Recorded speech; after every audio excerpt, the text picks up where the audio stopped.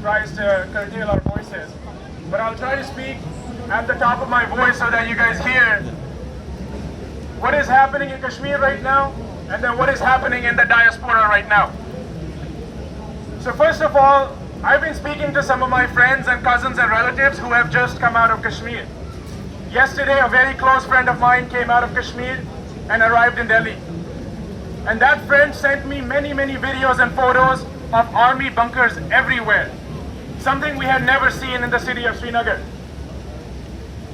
One of my relatives got shot in the eye by a pellet, and that relative went to a hospital, and the hospital refused to treat him. Does anyone guess why? Does anyone know why a hospital in Kashmir would refuse to treat a victim of a pellet gun injury? Because there was an order given by the current Indian governor in Kashmir not to treat anyone with pellet injuries, so that it's a lesson to them not to come out on the streets. We have heard stories from New York Times right now that many kids age of 13 and 14 are picked up in the middle of the night, so that it's a lesson to their mothers not to send the kids out on the street. Shame. There are stories like this that continue to come out every day. The blockade hasn't been lifted. It's been 41 days since many of us have talked to our loved ones. And a lot of us are hopeless that this is going to continue on and on and on. So the question is, what next?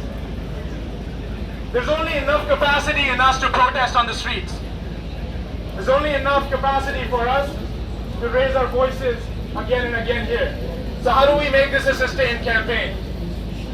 In US, a lot of our allies and friends have come out and forced their congressmen to write letters and statements and tweet out to the world. Almost 25 American senators and congressmen have now successfully written to the White House and to the press. But we have almost got zero result in Canada. Our government, our elected officials, and the bureaucracy are all hiding behind the election cycle right now. And you know what? It is time for you to teach our candidates what democracy feels like.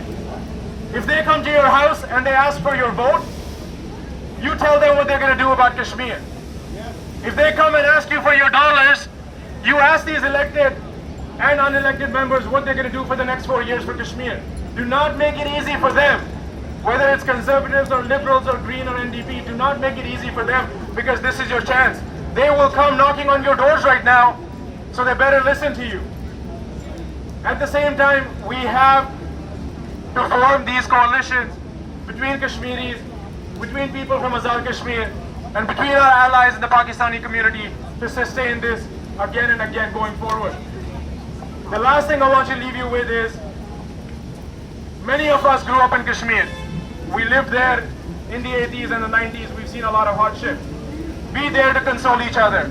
We also request our allies who have never been to Kashmir to be there in this tough time. It is an extremely tough time for a lot of us. A very emotional time for all of us. We request your support. We request your presence. We request your emotional help. We request your du'as. Stay with us, and inshallah we'll get through this one day.